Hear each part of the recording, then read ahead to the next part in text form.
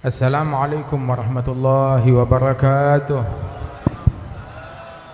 Alhamdulillah wassalatu wassalam ala sayyidina Rasulillah sayyidina Muhammad bin Abdullah wa ala alihi wa sahbihi wa mawalah. Ma ba'd. Kita bersyukur kepada Allah Ta'ala malam hari ini Allah Ta'ala kumpulkan kita di rumahnya, namanya Darul Falah, Masjid Darul Falah. Alhamdulillah, makin tahun makin berkah, makin maju, makin indah, insyaallah makin makmur. Wah, ini masjid rumahnya Allah, namanya Darul Falah. Dar rumah, al-falah kesuksesan, keberuntungan, keberhasilan, kejayaan. Itu adalah makna di antara makna falah. Memang semennya merek Al-Falah, atau batu batanya merek Al-Falah, atau upinnya, marmernya, atau granitnya, atau gipsumnya yang merek Al-Falah. Ada di sini yang merek Al-Falah. Loh, terus kenapa Darul Falah? Atau yang punya namanya Falah? Lah, ini rumahnya Allah. Terus kenapa Darul Falah, Darul rumah keberuntungan? Rumah benda nggak jadi beruntung, sebab semuanya kita tinggal. Tapi yang bikin rumah itu jadi beruntung karena keberadaan orang-orang beruntung yang ada di dalamnya, dimakmurkan oleh orang-orang yang beruntung. Loh, siapa orang-orang yang beruntung? Orang-orang yang beruntung adalah orang-orang yang beramal dengan amalan ahlul falah, dengan amalan orang-orang yang beruntung. Itu di dalam hadis Allah Ta'ala disebutkan oleh Rasulullah bahwasanya Allah Ta'ala menciptakan surga. Innallaha khalaqal jannah wa khalaqa lil jannah ahlaha. Allah menciptakan untuk surga calon penghuninya, orang-orang yang beruntung. Wa khalaqa li ahliha amalan ya'maluna biha. Allah Ta'ala ciptakan untuk para penghuni surga, calon penghuni surga, Allah Ta'ala ciptakan untuk mereka amalan, pekerjaan yang mana dengan amalan dan pekerjaan tersebut mereka beramal. Nah, jadi pertama pekerjaannya pekerjaan yang membawa keberuntungan, yang dikerjakan oleh orang-orang yang beruntung, dan tempat yang mereka huni juga menjadi tempat keberuntungan. Subhanallah, semua tempat di muka bumi ini ya sama aja, tanah, bumi, semuanya sama. Tapi menjadi mulia ketika diniatkan untuk suatu amalan yang mulia. Misalkan diniatkan buat masjid, menjadi mulia sebab dinisbatkan menjadi miliknya Allah Subhanahu wa Ta'ala. Seandainya tetap di dalam kepemilikan pemiliknya, ya nggak bakal semulia ini. Tetapi menjadi mulia, menjadi agung karena diniatkan untuk Allah Subhanahu wa Ta'ala. Sehingga tuh ketika sesuatu yang diwakafkan buat masjid, itu nggak ada yang boleh masuk kecuali orang yang suci dari hadas besar, suci dari haid, suci dari nifas, suci dari hadas janabah. Nggak boleh bawa benda najis ke dalam masjid, nggak boleh dikotori. Itu Rasulullah SAW sekali beliau mau masuk masjid, lihat di tembok masjid di luar, bukan tembok dalam. Oh, temboknya Nabi Muhammad tuh, masjidnya itu bukan cakep kayak begini, bukan juga dari semen, tapi dari tanah liat. Itu ada rupanya Nabi ketika mau masuk di bagian luar tuh menemukan ada ludah atau reak lendir dari ludahnya orang yang menempel di dinding masjid. Ngelihat begitu marah, berubah wajahnya Rasulullah. Rasul kalau marah orang tuh sahabat taunya tuh dari urat yang nongol di keningnya Rasulullah. Itu kalau udah nongol urat tersebut, wah udah kayak kiamat buat sahabat. Jadi ketahuan marahnya bukan dengan jerit-jerit, bukan dengan teriak-teriak atau ngomel-ngomel atau komplain, tetapi berubah wajahnya beliau begitu. Apalagi kalau udah sampai kelihatan urat di keningnya Rasulullah, nah itu bagaikan kiamat buat sahabat. Sebab mereka berupaya jangan sampai Rasulullah marah. Alhasil Rasulullah marah, berubah wajahnya ketika melihat ada kotoran, reak, ludah nempel di tembok masjid bagian luar. Terus Nabi ambil kayu, ya, dibersihin tuh. Nabi yang ngebersihin sendiri. Bukan cuma sekedar nyuruh orang, tetapi Rasulullah yang turun tangan sendiri. Nabi itu kalau ada kerja bakti, guyub, ikut kerja sama-sama, bukan cuma nyuruh doang. Sekali lagi perjalanan bersama para sahabat di dalam jihad, kemudian mereka berkemah di suatu tempat, singgah di satu tempat, mereka berkemah. Masing-masing sahabat bilang, tugas saya masang kemah, tugas saya masak air, tugas saya memasak, tugas saya ini dan itu. Nabi nggak diem aja. Nabi bilang, tugas saya ngumpulin kayu bakar. Saya ajma'ul hatab, saya ngumpulin kayu bakar. Kata Rasulullah SAW. Itu ngelihat ada kotoran, Nabi yang bersihin sendiri, bersihin kotoran. Ludahnya orang dibersihkan oleh Rasulullah dengan kayu. Kemudian Nabi Muhammad menegur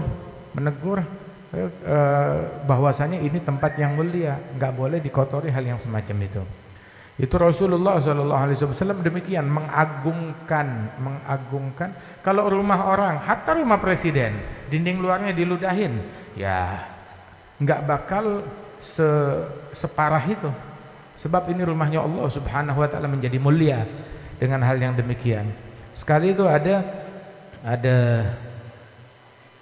satu ulama, al-imam, salah seorang ulama besar, salah seorang wali min auliyaillah, kalau nggak salah namanya Imam Junaid atau Imam Junaid. Alhasil dia dengar ada keberadaan satu wali, dia datang kepada wali tersebut. Mau apa? Mau ziarah, sowan, mau ambil berkah, silaturahmi, mau minta doa, ngambil berkah kepada wali tersebut. Nah itu orang mulia kalau dengar ada keberadaan orang soleh, satu husnudzon, sangka baik. Dua, kalau bisa ditemuin ya minta doa, minta manfaat. Bukan kalau ada orang soleh dicurigain, bukan ada orang soleh diprasangka buruk, bukan ada orang soleh dikata-katain, dicaci maki. Ini orang kayak begini memang mentalnya rusak, cacat. Ya udah, orang kalau udah mentalnya cacat mau diapain? Suruh dia berobat deh sana. Tetapi orang tuh mental yang normal, watak manusia normal, dengar ada orang soleh, saya mau ziarah, saya mau berkunjung, saya nggak bisa, paling nggak saya husnudzan, saya cinta sama dia. Sebagaimana Nabi Musa ketika ditanya, hal ala wajhil ard man huwa ala mink, adakah di muka bumi orang yang lebih alim darimu? Yang nanya umatnya Yahudi, Bani Israel. Emang dari dulu mulutnya begitu, nggak sopan. Nanya kepada nabinya, ada yang lebih mulia dari kamu? Maksudnya pertanyaan. Nabi Musa menjawab berdasarkan yang dia ketahui. Bilang, lah, setahu saya nggak ada. Saya nabi, rasul yang diutus di zaman ini. Setahu saya nggak ada yang lebih alim dari saya. Maka Allah Taala wahyukan kepada Nabi Musa, bala, ada abdana Khadir, hamba kami yang bernama Khadir. Dengar begitu Nabi Musa langsung bilang, dia bukan nabi, saya yang nabi, saya yang rasul, dia mah apaan? Enggak begitu. Yang begitu orang yang wataknya cacat. Tapi Nabi Musa dengar begitu, sa'allugiyahu, minta kepada Allah Ta'ala, saya mau ketemu. Kenapa? Mau ngambil berkah, mau belajar, mau nuntut ilmu, mau lihat, mau kenal, mau dekat. Dengar ada orang soleh, maka dijanjikan fi majma'il bahrain, di tempat yang ditentukan. Maka Nabi Musa bilang kepada jalan, didampingi oleh asistennya, muridnya Yusha bin Nun. Idz qala Musa li fatah la abrahu hatta ablugha majma'al bahraini aw amdiya huguba. Saya nggak mau berhenti, nggak mau makan, nggak mau ngadem, nggak mau kemah sampai ketemu tiba di tempat yang dijanjikan, atau berlalu bertahun-tahun untuk pencarian saya, mencari orang soleh sampai segitunya. Ada Nabi Musa ngajarin adab kepada kita. Begitu jumpa sama Sayyidina Khadir, beliau bilang, hal attabi'uka ala an tu'allimani mimma 'ulimta rusyda. Lihat tuh akhlak seperti itu. Ada satu wali, dia dengar ada keberadaan wali lain, orang soleh, dia penasaran, saya mau kenal, saya mau minta doa. Maka dia datang. Saat jumpa kepada orang tersebut, dia tunggu di masjid. Sebentar lagi syekhnya datang. Enggak lama dia tunggu, syekhnya datang. Itu dia syekhnya. Datang ke masjid di waktu sholat. Begitu mau masuk masjid, rupanya si syekh ini ada ada lendir di tenggorokannya, dia batuk, ada lendir, maka dia meludah. Dia meludahnya di dinding masjid bagian luar, nempel. Ngelihat begitu, ini orang yang mau berziarah bilang, nggak jadi, pulang. Bilang, Syekh, kenapa? Ini orangnya udah di sini, nggak mau temuin dia dulu, nggak pulang. Kenapa? Tadinya nggak mau ngomong saya, tapi karena kamu nanya, ya saya ngomong. Ini orang menelantarkan sunnahnya Nabi Muhammad. Nabi paling kesal, paling marah ada orang ngotorin masjid dengan ludahnya, sampai marah Nabi Muhammad. Oh, dia melakukan hal itu, tapi dia wali. Ya maaf ya katanya. Husnudzon, sangka baik. Tapi syariatnya Allah Ta'ala itu sebagai tolak ukur kita. La yu'manu ala asrarillah man lam yuhafidh ala adab syariah. Enggak dipercayakan untuk mengetahui, enggak dipercayakan untuk menampung rahasia-rahasianya Allah orang yang enggak bisa menjaga adab di dalam syariat. Ini syariatnya Rasulullah dia gampangin, jangan harap dia bakal mencium aroma kewalian. Begitu. Nah, ini menjadi agung ya karena dinisbatkan miliknya Allah Ta'ala untuk Allah Subhanahu wa Ta'ala. Dan fi buyutin adzinallahu an turfa'a wa yudhkara fiha ismuh. Di masjid-masjid tersebut dikumandangkan nama Allah.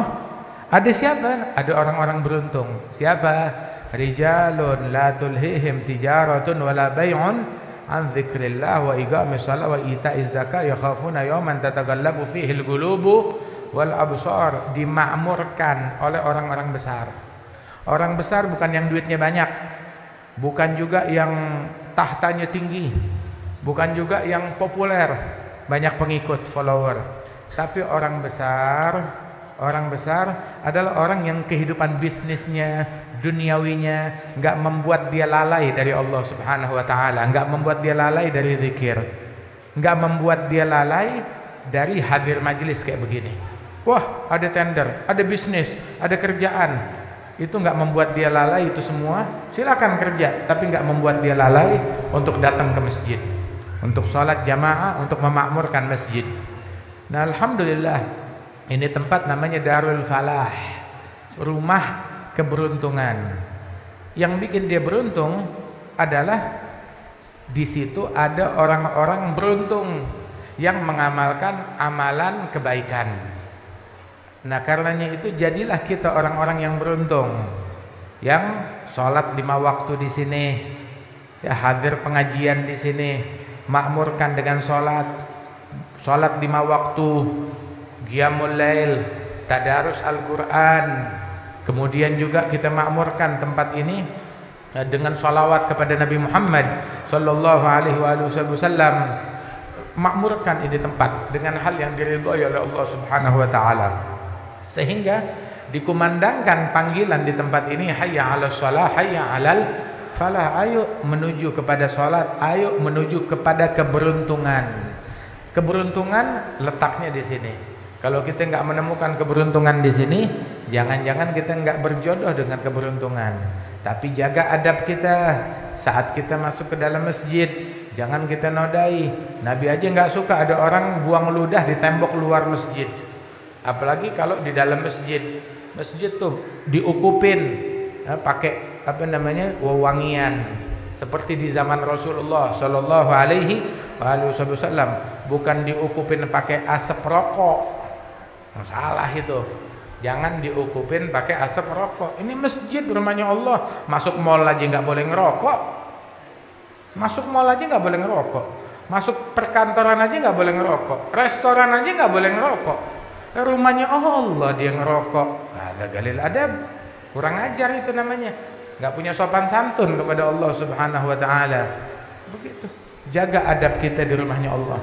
Orang dulu tuh sampai beberapa aulia wa salihin kalau mau masuk ke masjid dia tuh cari pendamping, nggak mau masuk ke masjid duluan. Sampai kalau masuk ke masjid tuh dia ngikut di belakang orang. Ada orang masuk dia ngikut di belakangnya. Nggak berani masuk sendiri di depan. Ngikut di belakang orang. Nggak ada orang dia tunggu 2 menit, 3 menit, 5 menit, 20 menit. Sampai ada orang yang mau masuk ke masjid, nah dia ngikut di belakang orang tersebut masuk ke masjid. Kenapa? Kenapa? Dibilang sebab kalau saya langsung masuk sendiri, saya nggak punya muka untuk ngadep langsung ke hadapan Allah Subhanahu wa taala. Di rumahnya Allah taala, saya tahu saya pendosa. Saya tahu saya banyak kesalahan, banyak kekurangan. Tapi orang walaupun dia banyak kesalahan, banyak kekurangan, datang ke masjid. Kalau orang yang salah nggak datang ke masjid, kapan jadi benernya? Kalau orang yang sial nggak mau ke masjid, kapan jadi untungnya? Disebutkan man lam yujalis muflih kaif yuflih. Orang kalau nggak mau duduk sama orang beruntung, kapan jadi orang beruntung? Orang nggak mau duduk sama orang soleh, kapan jadi solehnya?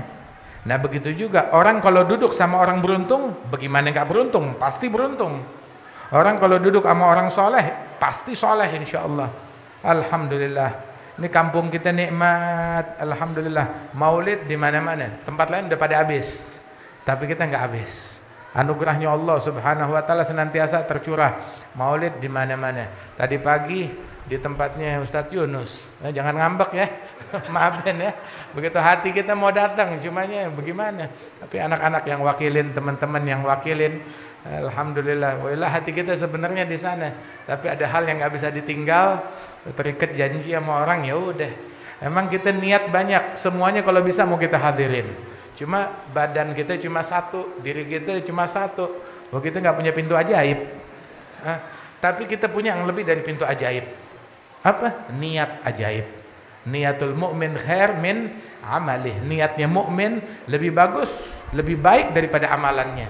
Sebab kalau amalan terbatas, kita nggak bisa berada di dua tempat dalam satu waktu. Amalan kita terbatas, tapi niat kita nggak terbatas. Kita bisa berada di dua tempat dengan niat kita. Di 3 tempat, di 4 tempat, di 10 tempat, di 100 tempat dengan niat kita. Amalan terbatas, tapi kalau niat tuh nggak terbatas. Alhamdulillah. Oh makmur, nikmat. Apalagi nih majelis yang diadakan, kumpul.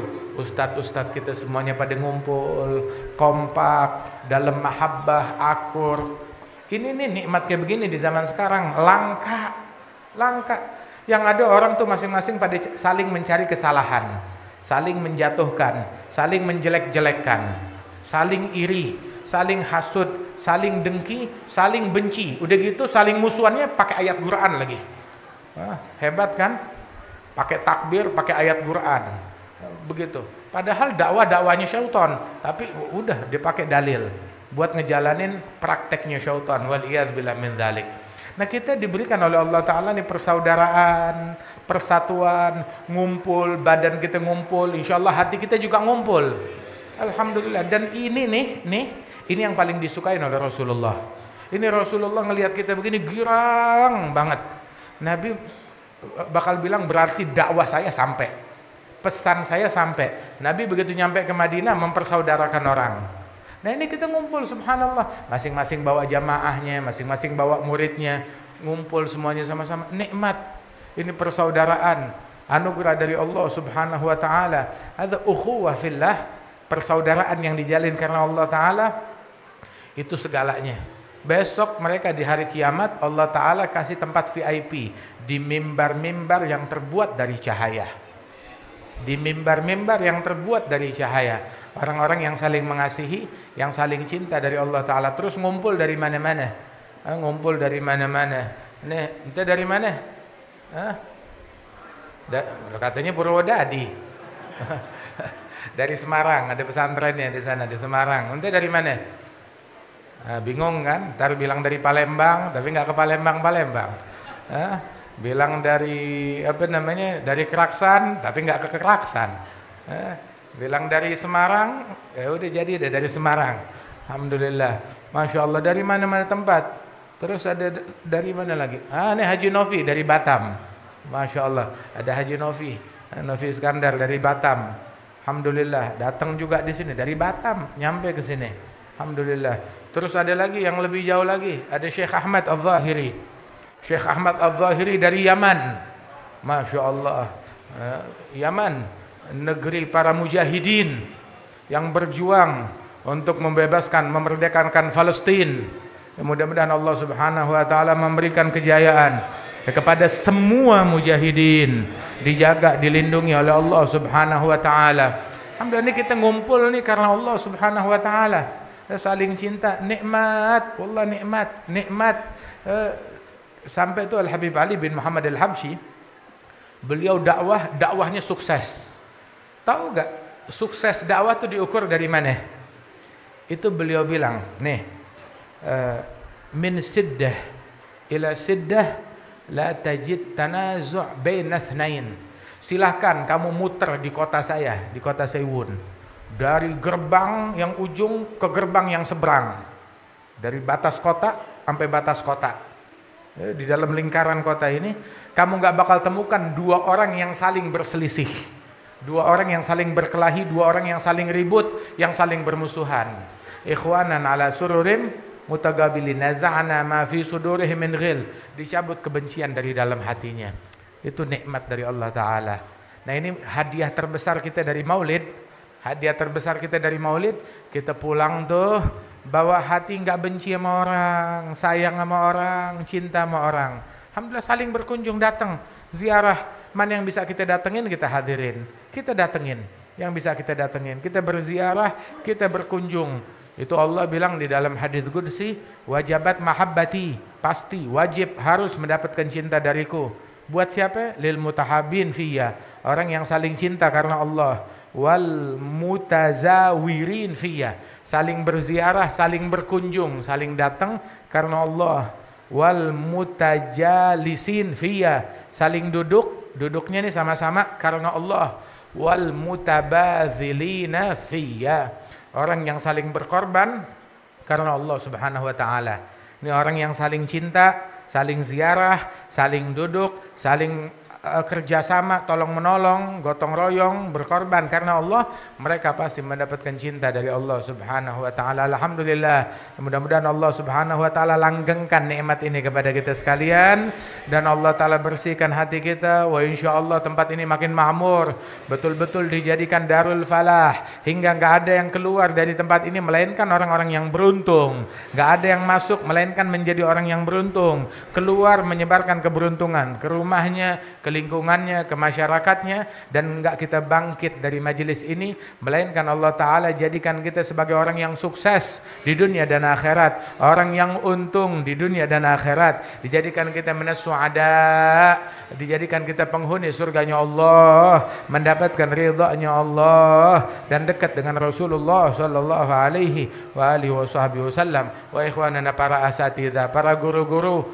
yang hadir tengah-tengah kita, para imam masjid, dan juga para tokoh masyarakat yang hadir tengah kita, warga, masyarakat, lingkungan, semua yang hadir, insyaallah hajat kita dikabulkan oleh Allah, diberikan kesehatan, afiat, panjang umur, dan mereka yang telah wafat, yang meninggal dunia dari keluarga, famili kita, bil khusus yang punya andil di dalam pembangunan masjid ini, Allah Ta'ala angkat derajat mereka, dan Allah Ta'ala lapangkan kuburan mereka, dan Allah Ta'ala memberikan keberkahan insyaallah kepada keluarga besar mereka. Amin ya rabbal alamin.